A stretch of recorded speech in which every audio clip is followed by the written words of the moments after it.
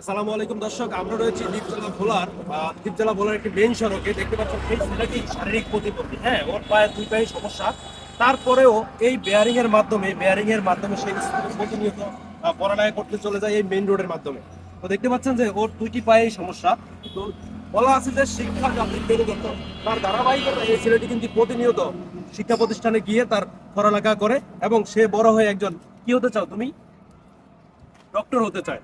আপনি জানেন তার যেই স্বপ্নটা, সেটা কিন্তু সে পূরণের লক্ষ্যে সে কাজ করে যাচ্ছে, প্রতিনিয়ত স্কুলে যাচ্ছে এই চারটা বেয়ারিং এর মাধ্যমে, একটি গাড়ির মাধ্যমে। এখানে দাঁড়িয়ে থাকতে পারতেছে না, কারণ তার পায়ের চিকন, এই পায়ের মাধ্যমে এই গাড়িকে সে ঠেলে ঠেলে স্কুলে চলে যায় প্রতিদিন। দেখতে পাচ্ছেন তার ব্যাগ কিন্তু এই সাইডে লাগানো থাকে। এই বেয়ারিং গাড়ির মাধ্যমে সে প্রতিনিয়ত স্কুলে গিয়ে তার পড়াশোনা চালিয়ে যাচ্ছে এবং সে ভবিষ্যতে একজন ডাক্তার হতে চায়। ভিডিওটি শেয়ার করে দিবেন সবাই। যদি কেউ এই ছেলেটিকে সহযোগিতা করতে চান, আমরা অবশ্যই স্ক্রিনে বা ডিসক্রিপশনে নাম্বার দিয়ে দেবো। আপনারা চাইলে ওদের নাম্বারে যোগাযোগ করে সহযোগিতা করতে পারবেন ওর পরিবারকে। ধন্যবাদ।